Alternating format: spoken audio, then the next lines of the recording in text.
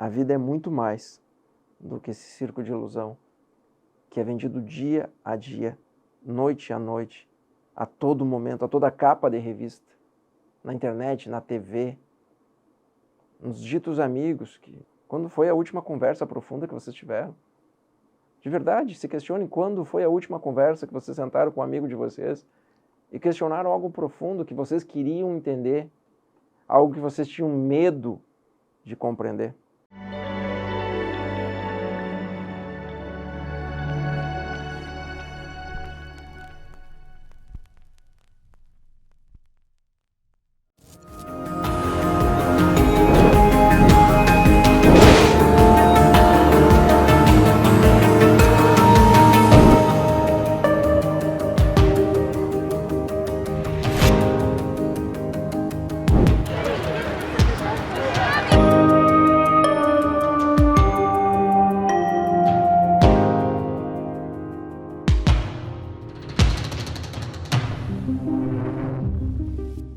Olá, amigos caminhantes.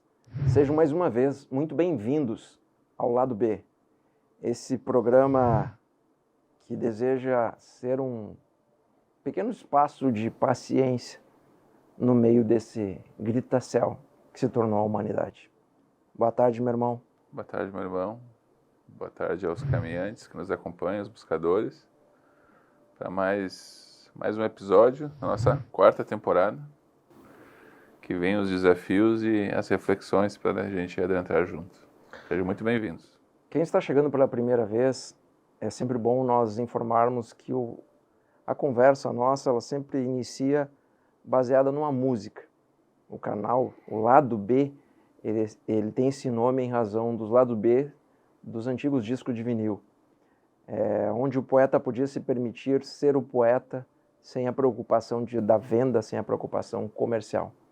Então o que a gente sempre traz aqui são músicas desconhecidas, músicas pouco tocadas, e às vezes a gente coloca uma música que a gente quer refletir igual, mesmo sendo bem conhecida. Mas normalmente são músicas pouco ouvidas. Na quarta temporada, nós estamos nos propondo adentrarmos ao simples, ao extremamente simples e a beleza que há nesta simplicidade e o divino que existe dentro disso tão pequeno. E a música de hoje é de um grande cantor, um grande poeta, mas ela é bastante desconhecida. E a música de hoje é Bobo da Corte. É uma música e uma canção de Alceu Valença. Nem todo beijo é pecado, nem toda fruta é maçã, nem todo réu é culpado, nem toda culpa é cristã. Nem toda carta é marcada, nem toda lêndia é rebanho, nem toda noite é noitada, nem toda luz é manhã. Nem todo beijo é pecado, nem toda fruta é maçã, nem todo réu é culpado, nem toda culpa é cristã. Mas nem toda carta é marcada, nem toda lêndia é rebanho. Nem toda noite é noitada, nem toda luz é manhã. Hoje eu exijo respeito por teu desmantelo, teus olhos vermelhos, só vendo no espelho e querendo voar. Por isso eu exijo respeito, por tuas palavras na boca da noite, na boca do bobo da corte. Alceu Valença. Meu irmão, como separar o joio do trigo, a ilusão da realidade? Usando uma palavra que eu até tenho muito cuidado em usá-la, que ela foi muito distorcida. Depois nós vamos explicar ela, mas não existe outra palavra. Olhando as coisas com seriedade. Há uma frivolidade hoje em dia em analisar as coisas de forma rasa. Já sempre conclusivamente é isso, né? Ela, mesmo antes de abordar e se aprofundar em determinado tema, ela quer concluir. Porque ela é carregada de toda a sujeira da memória, do sistema, do condicionamento. Então, ela, antes de adentrar em um assunto, que provavelmente nós vamos falar do assunto da música, ela quer concluir já, ela já tem um background já pronto da resposta correta para aquela questão. É muito importante, eu acho que a gente já abordou isso em outros episódios, permitir a dúvida, para que a dúvida encontre a verdade, seja de qualquer qualquer assunto, qualquer tema, seja os temas mais profundos e espirituais até os temas mais cotidianos. Os mais simples, que muitas vezes são os mais profundos. Mas há de se permitir uma dúvida e analisar seriamente a questão, sem nenhum preconceito, nenhum pré-julgamento daquele tema, para se chegar realmente a algo perceptível, a algo que possa ser observável. Que eu acho que foi daí que nasceu o lado B, né? Nós temos uma conversa, irmos junto, adentrar ela até que a gente chegue em um ponto de encontro, apesar de muitas vezes começar em pontos de desencontro. Então a maneira de tu separar a realidade, a verdade, da ilusão, da mentira, é não sair concluindo que isso é verdade ou se é mentira, mas aprofundar a dúvida até o momento dela ser dispersa. Não ter medo da dúvida. Adentrando. Nem todo beijo é pecado. Nem todo beijo é pecado, nem toda fruta é maçã, nem todo réu é culpado, nem toda culpa é cristã. E quando começou a música ali, eu já disse, eita, vamos nesse aí, né? Vamos nesse assunto aí. Para quem não sabe, o Edu recebe intuitivamente a música, não é uma música pesquisada. Eu também não conhecia essa música até 15 minutos atrás. Eu não ficava... Desculpa ao seu, a gente é ignorante. Mas antes de nós adentrar a música, eu gostaria de sugerir para as pessoas que ouçam ela primeiro, o link vai estar na descrição do vídeo, sempre a música está com o link na descrição. E ouçam ela na instrumentação dela, porque ela é uma catarse, né? A música ela tem uma energia mais alta. É diferente ler do ouvir. Ler de ouvir. Ela tem uma energia bem diferente. Tem coisas que até eu percebi só lendo aqui, que estão na música. Também lembrando para quem quiser, que gosta aqui do programa, gosta do canal, dos programas que a gente vincula, se inscreve, comenta, traz a sua abordagem do assunto que é importante para nós, para que esse bate-papo chegue a mais pessoas. Mas falando sobre a música e sobre como é que nós vamos aprofundar isso, eu acho que ela envolve duas coisas.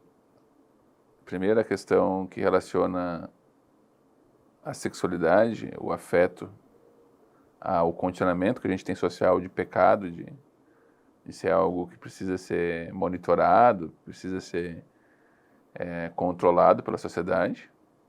E a segunda parte é possível nós nos livrarmos da abordagem religiosa disso, aqui no caso especificamente cristã.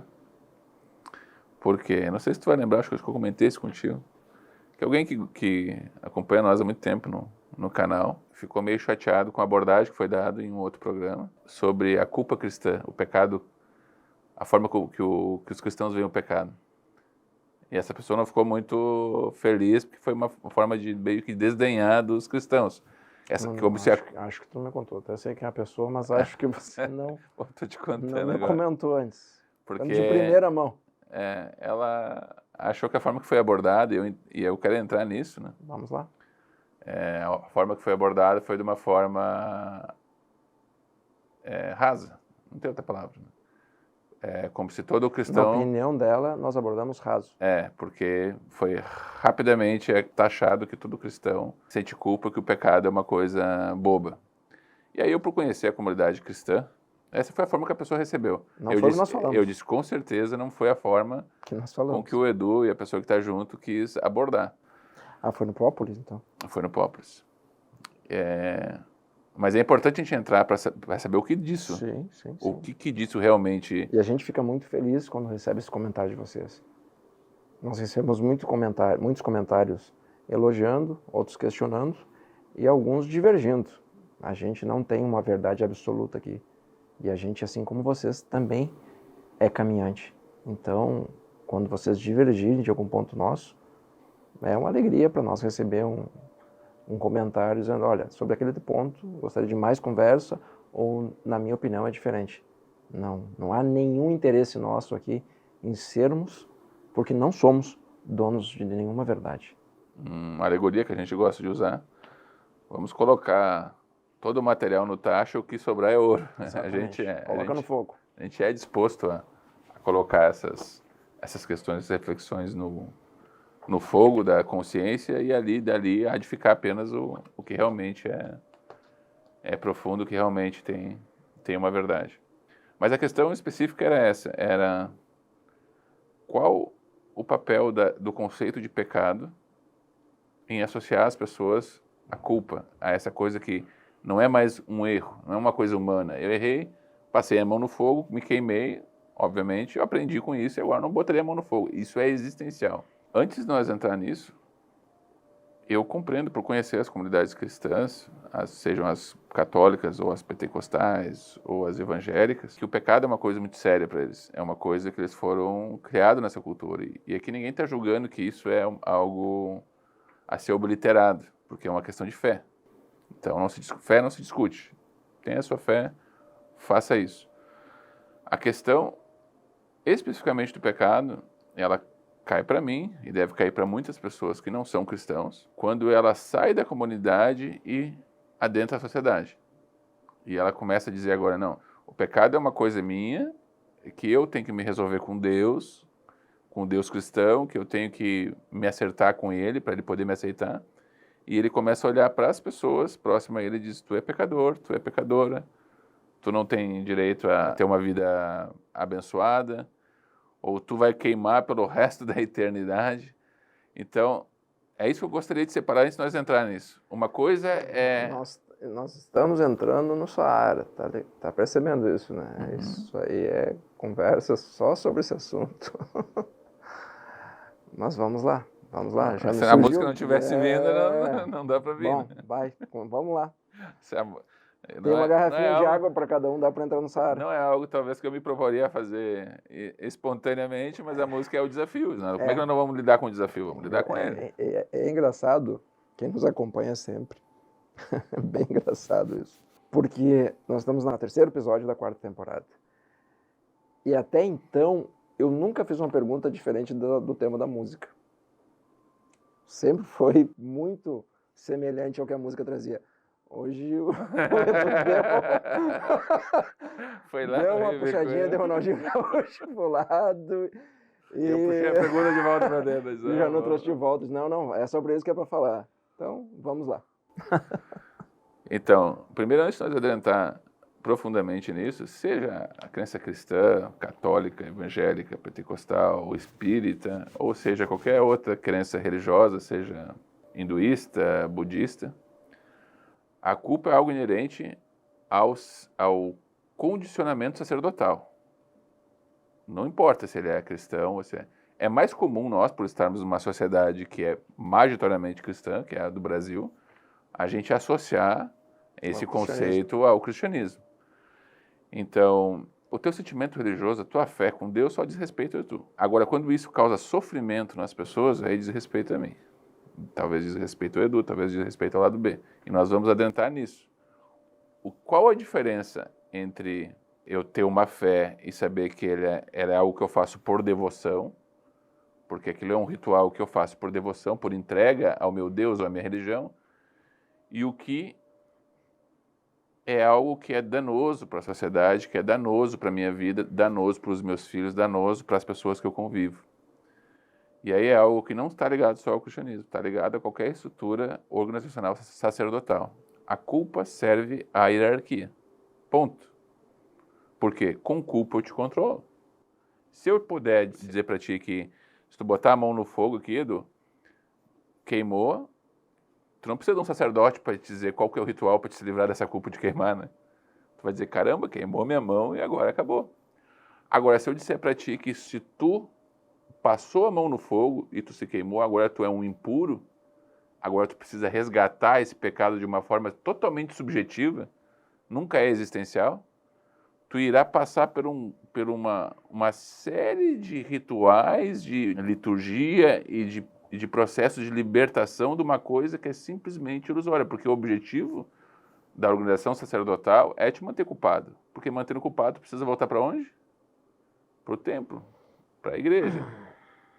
Sim.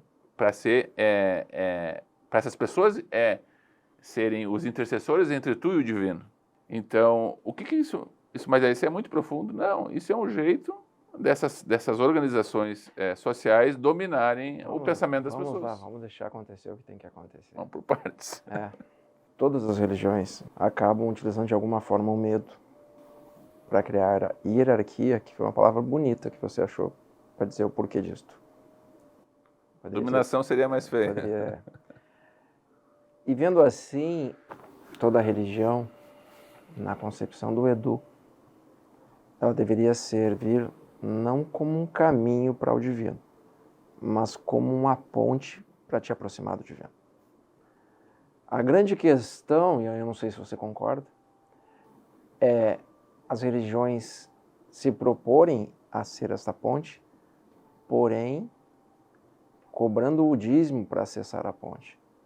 E um dízimo que não é para o que deveria ser. E aí, para acessar essa ponte, ao invés de você vender o amor, ou informar, ou noticiar o amor, se noticia o medo. O medo porque, não sei se tu está conseguindo compreender o que eu estou querendo dizer aqui. É muita coisa em poucas palavras que eu quero te passar. Mas essa ponte que deveria ligar ao amor, ela deveria ser uma bênção que chega a você. E eu estou te trazendo uma boa nova. Há uma ponte para chegar ao amor. O que chega há uma ponte para te aproximar. Condicionaram ao todo, desde que você pague esse pedágio e desde que você aceite a culpa. Por quê? Parece tão nítido que como deveria ser a Boa Nova. Está escrito, a Boa Nova, o reino.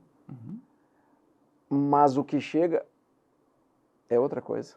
Muito diferente, dizendo que vai chegar no mesmo lugar. Mas parece que o caminho ficou cheio de espinho, de prego, de caco de vidro. Falando principalmente dos cristãos, qual que é a principal característica de Jesus? O que ele trouxe de diferente de outros? O amor. O amor, mas especificamente, ele diz, estão perdoados seus pecados. Você já tem o perdão de Deus.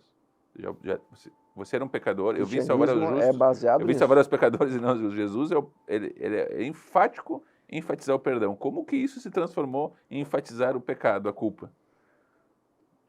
Aí só a história talvez vai nos revelar o porquê das coisas são como são. Mas o caminho dele sempre foi enfatizar o perdão, justamente para fazer se livrar do que era ilusório dessa estrutura psicológica, essa estrutura de pensamento, do pensamento sacerdotal, de que tu deve a algo metafísico. Isso é bem importante. Porque quando tu erra com uma pessoa, automaticamente aquilo vai te gerar um prejuízo. Isso é observável durante a vida. Se eu for desonesta com alguma pessoa, de alguma forma durante a vida, ou a polícia, ou o governo, ou a pessoa vai sofrer com aquela consequência dela. Mas isso é observável. Quando eu digo que é um pecado, é muito diferente de um erro. O pecado sempre é contra Deus. E aí não existe uma forma de tu se livrar disso. Porque quem fala com Deus? Quem pode chegar a Deus e dizer assim, tu está perdoado? Adivinha quem? Gilberto Gil. Quando eu quiser falar com Deus. Mas o que eles vendem, né? Tu tem que falar com o sacerdote, ou com o pastor, ou com o padre, ou com o guru. Alguém precisa te levar ao contato com esse divino. Então, esse é o problema do conceito de pecado. Me arrepender dos meus erros é bom, viu? Mantém isso assim.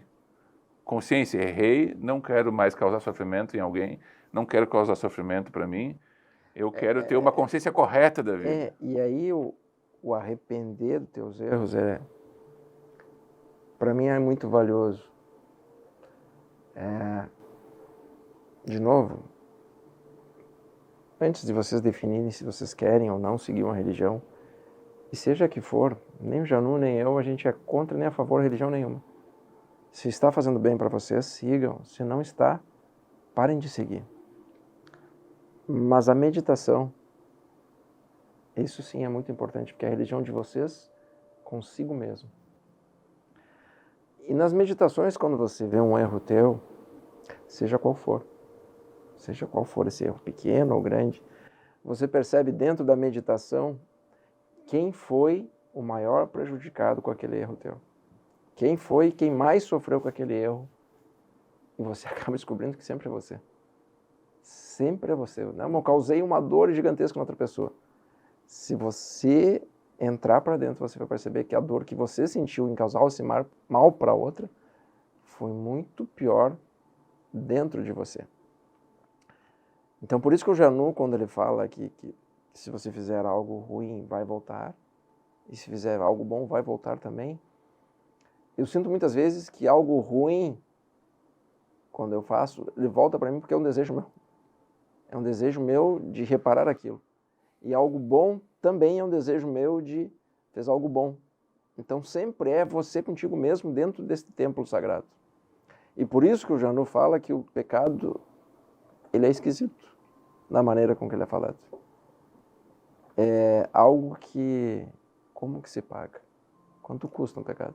Ele é um conceito, uma ideia humana, porque na vida, na realidade, ele não existe. A água não peca, o animal não peca, a árvore não peca.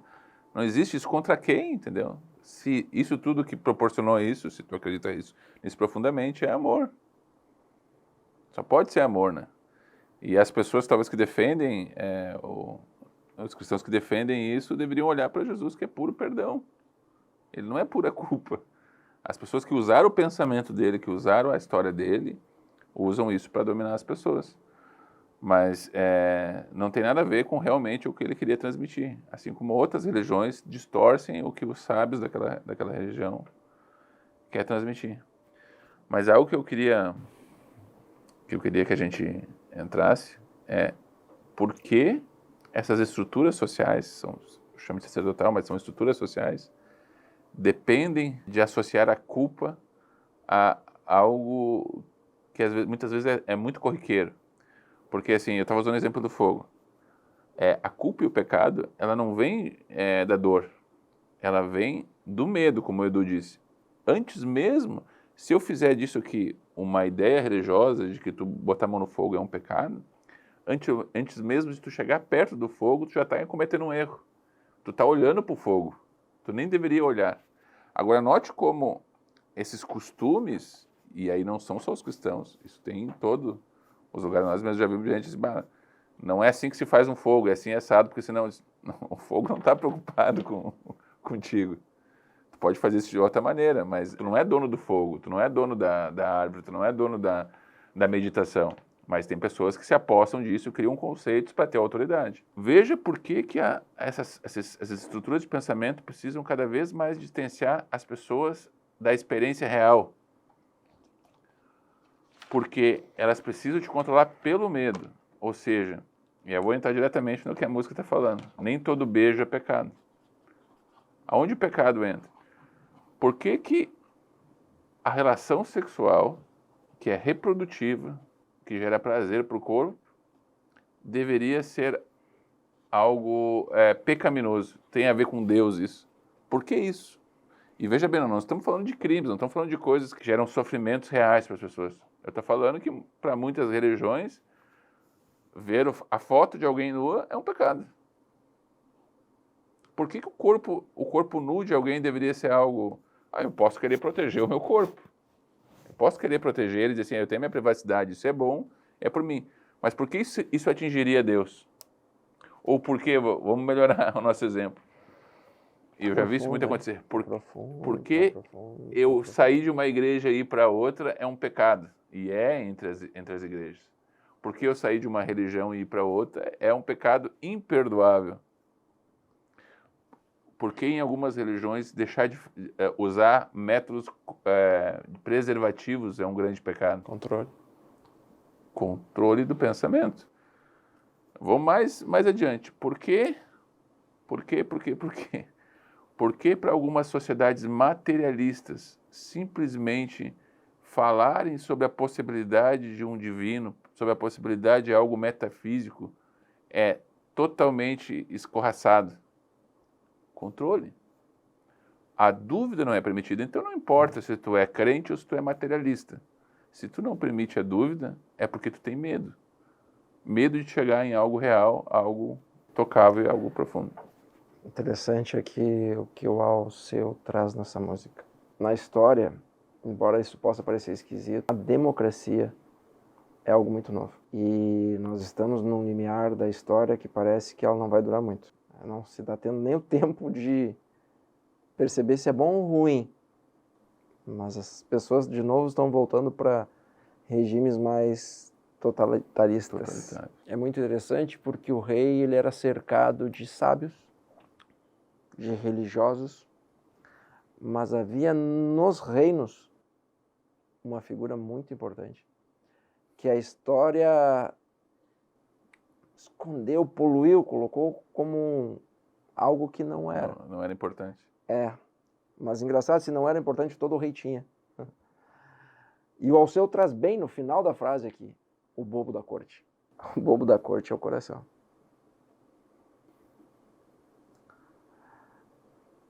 Todos os sábios, os religiosos, são a mente.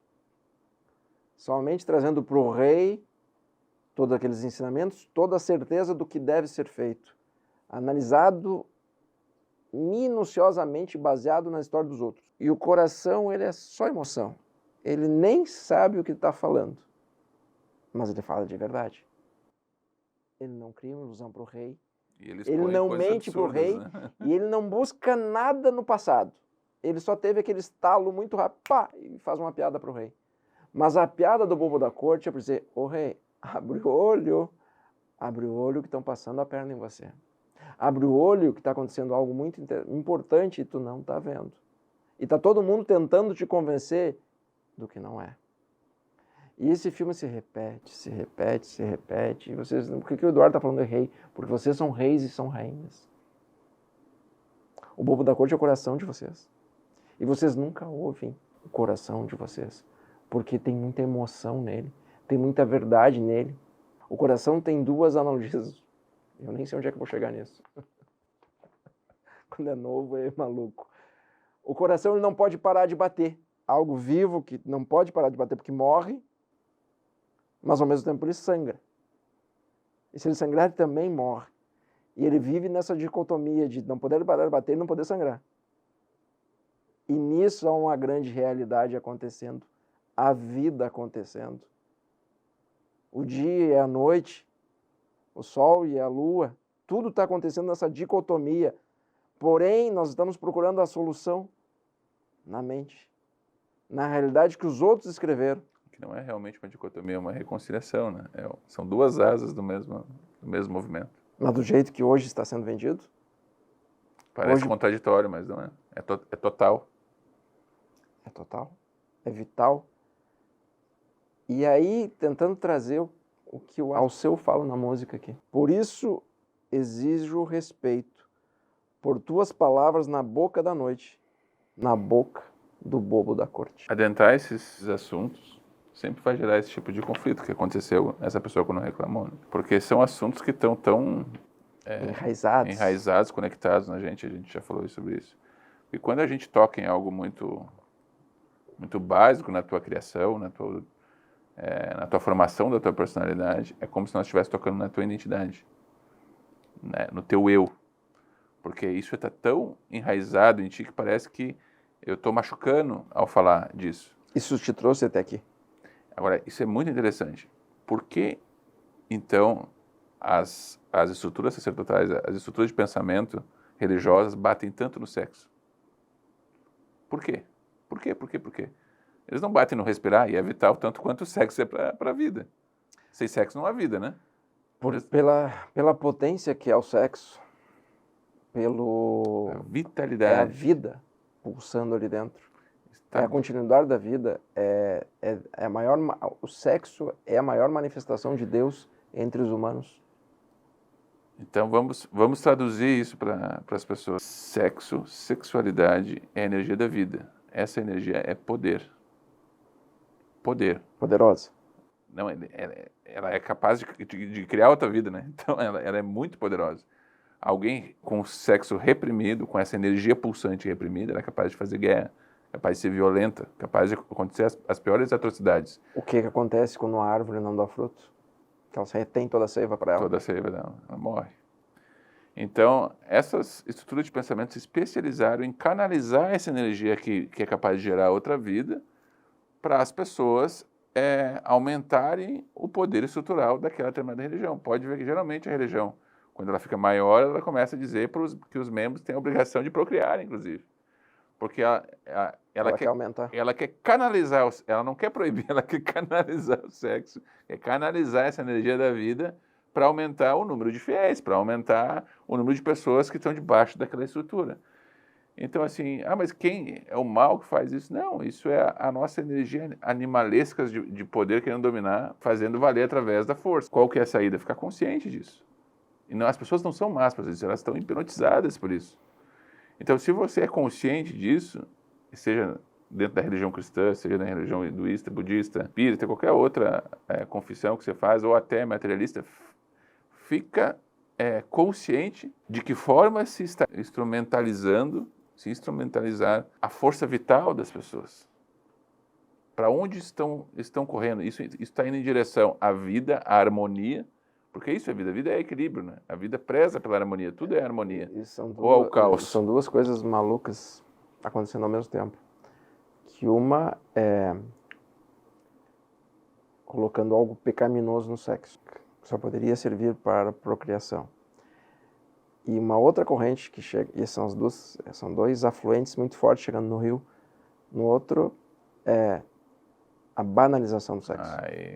Nós já íamos chegar aí, que é basicamente o que essas estruturas fazem. Elas reprimem para depois te oferecer a dominação também pelo excesso de uma energia que era simplesmente procriação. Pode servir para te dar prazer, pode servir para procriar, mas tu ficar obsessivo pelo sexo, ficar vulgarizando algo que pode ser muito sensível à tua alma, muito sensível ao teu corpo, que é uma benção também, é só uma forma de te instrumentalizar. Ou seja, eu reprimo primeiro, e geralmente a gente diz isso, né, que quanto mais o cara é devoto, quanto mais o cara é certinho, quanto o cara mais é crente, pode saber que tem alguma coisa, não é assim?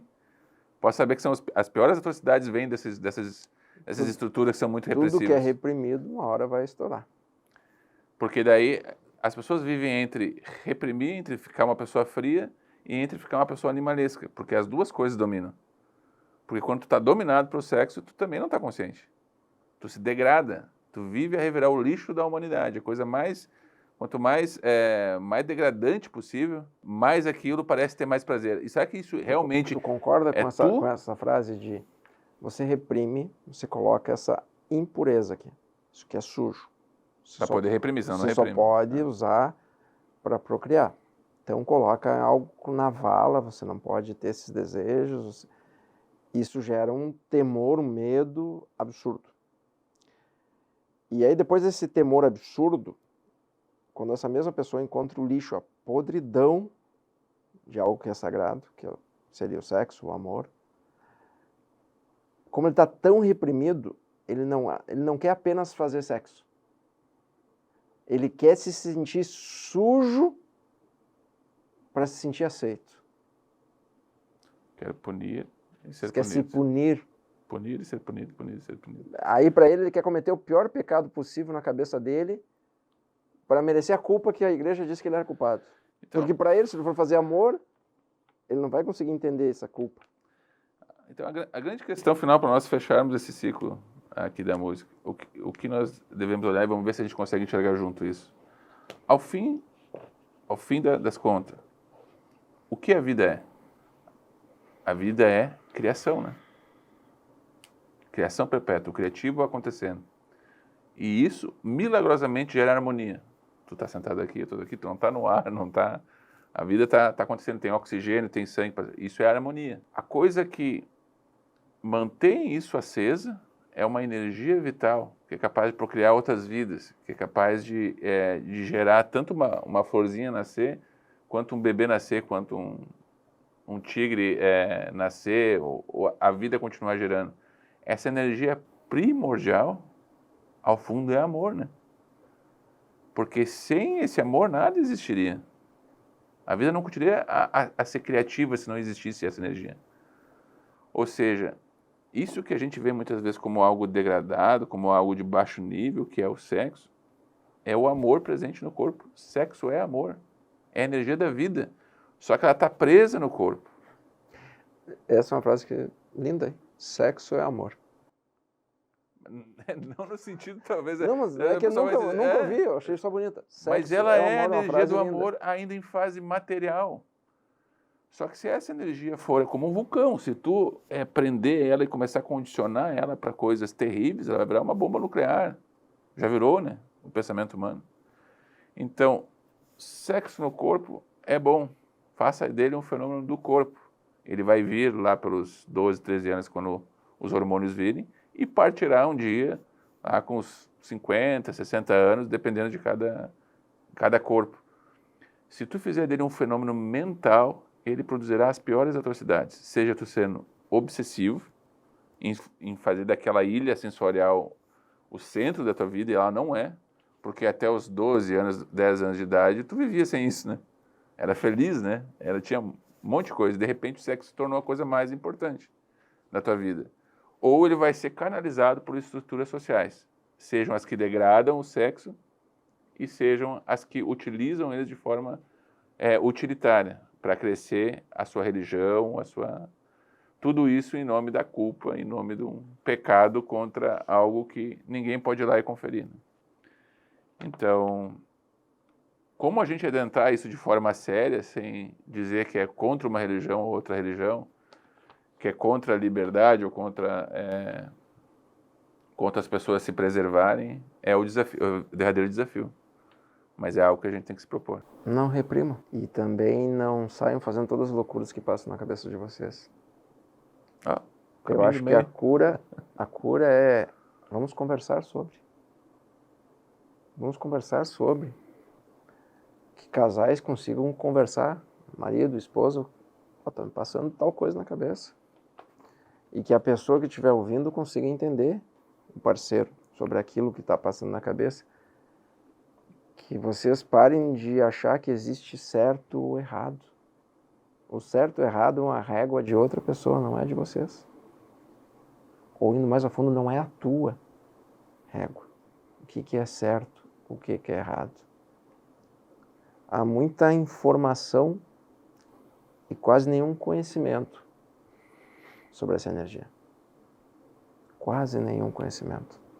Porém, todo mundo só fala sobre a todo momento e há vídeos de todas as maneiras, de todas as tendências. Nós vimos um vídeo hoje à tarde esquisito no fundo e se você parar e analisar aquele vídeo era só alguém querendo uma realidade, talvez. Só alguém querendo um carinho, que não estava recebendo um carinho. E aí aí virou piada porque ele não se adapta a tudo que a sociedade diz. Não, teria que ser assim, porque isso não faz fundamento. Que fundamento? Mania nossa de ser humano de querer se adaptar aos outros. Os animais, eles, dito irracionais, não tem problema nenhum com o sexo. Eles sentem vontade, vão lá e fazem. Elas sentem vontade e vão lá. Inclusive, no reino animal, o libido, o desejo, é tratado de uma forma muito mais tranquila. Uma fêmea, quando ela está pronta, ela está pronta. E o macho sabe que ela está pronta. Mas seria também... que se nós estivéssemos mais... O problema é conectados. É a pressão social que se fez em cima de um fenômeno que é puramente natural do corpo. E aí se começa a usar todo que tipo de remédio para que você consiga fazer o porque a sociedade exige que você faça, porque senão você não está sendo um homem suficiente ou você não está sendo uma mulher suficiente. Não se respeita mais ciclo nenhum. É tão profundo, tão natural e divino, há uma sabedoria absurda na menstruação feminina. Ela não ocorre por nada. Não há respeito mais por ela. É como se nós começássemos a debater por que o coração bate da forma que ele bate. É como se... E a gente, como ser humano, a gente quer brincar de Deus a todo momento. A gente quer revirar o corpo para fazer crescer pelo onde não é para crescer, fazer parar de crescer pelo onde não é para crescer. Tudo a gente quer ser deuses máquinas. Não deuses seres de compreender internamente o porquê que as coisas estão acontecendo. E essa questão da menstruação é muito bonito, porque uma vez o Janu me deu um livro judeu, um livro judeu, eu estava lendo sobre a mulher judia, e lá falava sobre o respeito que existe nesse período, inclusive do homem não poder tocar na mulher. E aquilo foi tão bonito para mim, porque faz sentido respeitar a fêmea no momento da fêmea, estar limpando o corpo dela, por algum motivo, por alguma sabedoria maior. Nós estávamos agora 10 dias num retiro, Janu e eu, e a gente ficou admirando as baleias que vêm da Antártida, no litoral de Santa Catarina, para dar luz. Por que elas vêm? Eu não faço a menor ideia. Mas elas vêm, elas seguem esse ciclo natural porque elas nasceram ali e elas voltam para lá, elas estão em ordem com a natureza. O ser humano parou de ter ordem com a natureza. Mas por que está esse caos? Porque a gente está em caos. O Janu gosta muito dessa palavra. Porque a ordem está sendo desrespeitada. A todo momento essa ordem está sendo desrespeitada. E a ordem, olha só que coisa maluca. A gente desrespeitou a ordem e está conseguindo o fruto da ordem, que é o caos. Não há ordem, há caos. Isso é matemático. Não há ordem, há caos. E aí a gente está questionando o caos. Como resolver o caos? Talvez tentando ser natural. É que a ordem implicitamente é saúde, né? A ordem natural criou isso. Antes mesmo nós estarmos aqui, tá? Ela criou isso. E ela é implicitamente a saúde. Qual a alternativa que tu tem? Criar a doença. Então tu tem a liberdade de criar a doença, mas saiba que isso terá um resultado. O resultado é o sofrimento. Seja a doença da mente, doença do corpo. Porque tu está em desarmonia com a vida. Porque a mente contemporânea, o pensamento civilizatório, ele foi bom para criar novas formas de conforto para o corpo, novas formas de prolongar a vida do ser humano, mas internamente ela se especializou em criar problema onde não tem. Se começar a criar problema na respiração, como se criou no sexo, nós teremos um problema, daqui a pouco vai ser pecado tu respirar demais. Ou vai se dizer que, na verdade, tu tem que respirar um pouco menos, porque cada vez que tu respira mais, tu morre, né? E isso acontece, o corpo vai desfalecer um dia. Então, a grande questão para mim, a minha visão, é a importância que se deu para essa dimensão da vida, que é o sexo. Ela é uma dimensão do corpo, boa. Serve para reproduzir o corpo, serve para te dar prazer, serve para te ter vitalidade na tua vida, e ela pode transcender para outra coisa, mas não é o fruto que nós estamos falando. O que nós estamos falando mesmo é que ela é apenas uma dimensão da tua vida, não torna ela especial demais, seja para degradá-la, ou seja para reprimi-la. Tu vai criar um problema sempre que tu quiser ir demais a um desses dois extremos. Há outras dimensões na vida, há outras formas de prazer. Eu tenho prazer de tomar dessa xícara, eu tenho prazer de tocar isso aqui, eu tenho prazer com a beleza, eu tenho prazer de como eu me sinto, eu tenho prazer de meditar, eu tenho prazer de estar com os meus filhos, estar com a minha namorada, tenho prazer de estar com meus amigos, tenho prazer de estar aqui gravando com vocês. Há outras formas de experienciar a vida. Essa também é boa, mas não torne ela o centro da tua vida, é só a ignorância. O sexo é apenas, ele é prazeroso, sim, mas é apenas o primeiro degrau da escada toda. Essa escada é infinita. E o problema é que a gente está só ao redor dessa primeiro degrau. Ao invés disso, nós devíamos estar questionando os outros degraus, como faz, como acessa. Não, a gente só fica nisso. Como se a vida e a vida se resumisse a sexo. Olhem, por favor, fiquem conscientes. Nós estamos transformando a magnitude da vida em um ato sexual. Como se fosse só isso que estivéssemos aqui.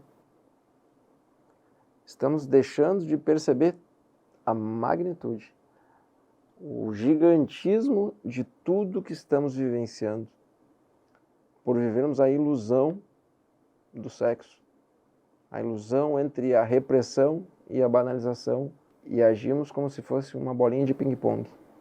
Às vezes na banalização, às vezes na repressão, às vezes na... Percebam, vocês não são jogadores na mesa, vocês não são a raquete, vocês são só a bolinha de ping-pong sendo jogada de um lado para o outro e achando que vocês estão no controle. Há de ter percepção sobre o que está acontecendo, há de ter consciência do que está acontecendo E há que ter coragem de falar para as pessoas que estão perto de vocês o que está acontecendo entre vocês. Se investiguem, compreendam o que está acontecendo e tenham coragem de falar para o companheiro, para a companheira, para os filhos, para os pais de vocês, as dores que vocês realmente têm aí dentro. Porque eles também têm. E alguém precisa dar o primeiro passo para ter uma conversa verdadeira, ao menos uma vez na vida. As pessoas estão com medo de conversas verdadeiras hoje. As pessoas vão jantar juntas para cada um ficar olhando no WhatsApp. Que tal se vocês pegassem, uma vez por semana, a janta do casal e os dois deixassem um celular em casa?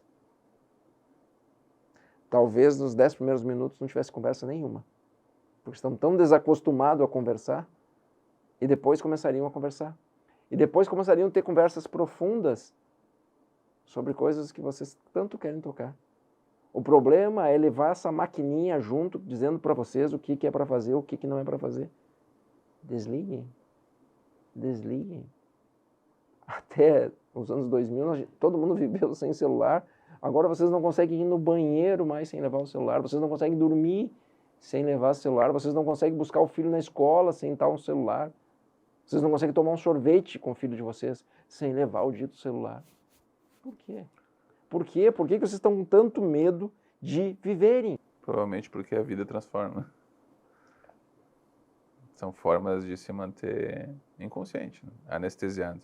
São drogas. O que eu vejo, e principalmente porque tu viver presente, consciente na vida, ela é a derradeira cura, mas essa cura vai doer. Porque estar consciente, tu está consciente das belezas da vida, que é algo que a gente toca muito, mas tu também está consciente das dores, tu também está consciente do teu estado interno. Então no início vai doer muito, porque tu está em sofrimento, só está anestesiado. Muitas vezes, não, mas eu estou preocupado com o trabalho, estou preocupado com, eu não posso falar nome de político aqui, estou preocupado com o Inter e o Grêmio? Com o Inter e o Grêmio, com essas coisas da sociedade que são formas de se anestesiar da vida. E a vida quer te levar a uma derradeira transformação, a uma revolução interna. E por isso que, como o Edu está falando, é importante ter coragem de olhar esses temas.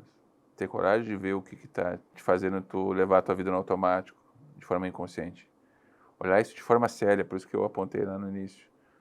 Que é uma palavra que há de se ter cuidado, porque sério se virou uma coisa fixa, uma coisa estática. E não é isso. Sério é tu entrar afinco nas coisas, né? Tu não entrar de forma frívola, dizer, cara, eu não vou ter medo, eu vou me aprofundar nisso, porque eu quero chegar ao fundo disso, quero entender o que é isso aqui, quero ter uma nova dimensão de compreensão. A maioria das pessoas está vivendo de forma automática, porque não leva a sério nem a si mesmo, não leva a sério essas questões, o seu amor, o seu coração. Eu diria, sim, que é muito importante olhar para essa questão da sexualidade, da religião, não como sentimento religioso, que ela é boa.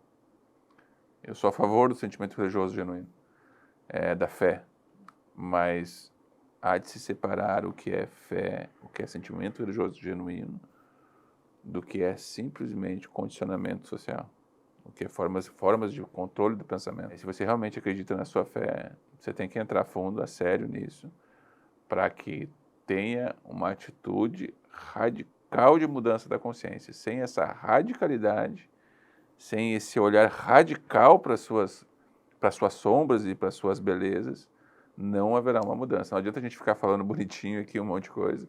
Se tu não for radical nessa visão de olhar isso para ver a verdade da sua vida, não haverá uma transformação.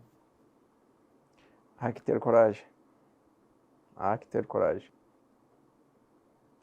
Não adianta vocês ficarem também no vitimismo, porque foi a sociedade que fez isso, porque foi a religião A, ou B, ou C que fez isso comigo. Eu mereceria uma vida melhor, eu não fiz nada para estar aqui. A questão toda é estar nesse sofrimento agora. E o que nós estamos compartilhando com vocês não é nem a cura. O que a gente está compartilhando com vocês é um comprimido de dúvida.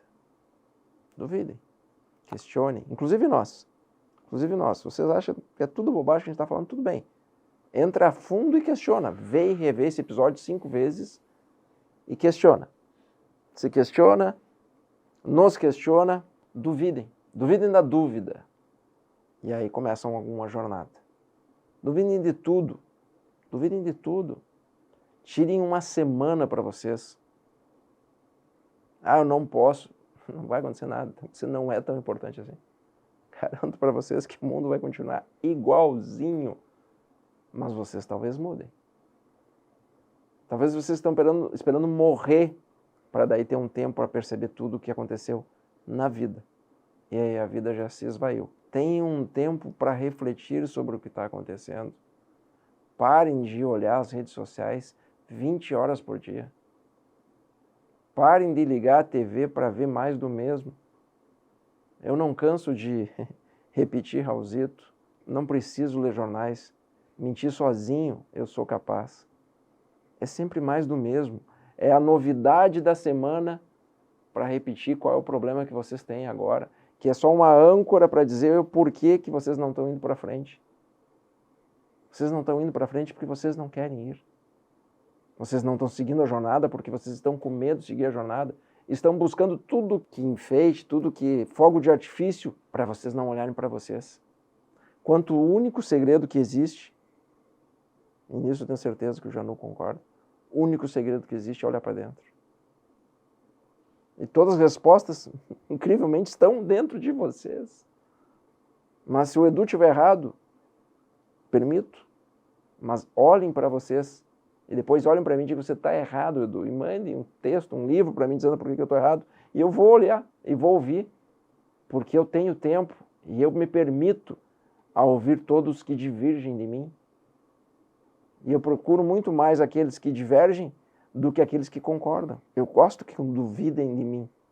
Ouçam o coração de vocês. O bobo da corte está só contando piada para vocês a todo momento, para mostrar para vocês as ilusões que vocês se meteram. Porque ele não sabe outro jeito. Porque a mente tomou tanta conta de vocês que o coração, se ele não contar uma piada, ele não consegue fazer vocês perceberem o que é real. A vida é muito mais do que esse circo de ilusão que é vendido dia a dia, noite a noite, a todo momento, a toda capa de revista, na internet, na TV, nos ditos amigos, que você vê alguém e a conversa mais profunda é vai chover amanhã, né? E tu vê, e o Inter, e tu vê o Flamengo, e tu vê. Quando foi a última conversa profunda que vocês tiveram? De verdade, se questionem quando foi a última conversa que vocês sentaram com um amigo de vocês e questionaram algo profundo que vocês queriam entender, algo que vocês tinham medo de compreender. Parafraseando aqui ao seu, não é que nem todo beijo é pecado. Para mim, nenhum beijo verdadeiro é pecado. Nenhum beijo verdadeiro. Nenhum beijo verdadeiro é pecado. Gratidão e até o próximo programa. Gratidão, meu irmão. Só um pequeno comentário, eu adorei o exemplo da pílula. A inspiração do lado B, quando nasceu, inclusive nas cores, foi essa, azul e vermelho. E não é só uma alegoria, essas duas pílulas. Se você quer realmente descobrir se há uma outra realidade, a pílula vermelha é a dúvida. Isso é real. Duvide das tuas principais certezas, que um dia, inclusive, a dúvida acabará. Mas permita a pegar essa pílula vermelha da dúvida e tomá-la e questionar o seu mundo interno e externo. Se você acha que isso é só bobagem, que você quer continuar no mundo como ele é concebido e como esse instrumento gira e é mecanizado, pegue a pílula azul das crenças e continue a tomá-la todos os dias, que você continuará adormecido e não vai precisar ser confrontado por esse que vos fala. Então, o nosso trabalho aqui é sempre dar oportunidade para que mais pessoas cheguem a esse nível de consciência, em questionarem e descobrirem a verdade por si mesmos. Por isso, muito obrigado pela companhia de vocês, fiquem em paz e até a próxima. @o canal BTV.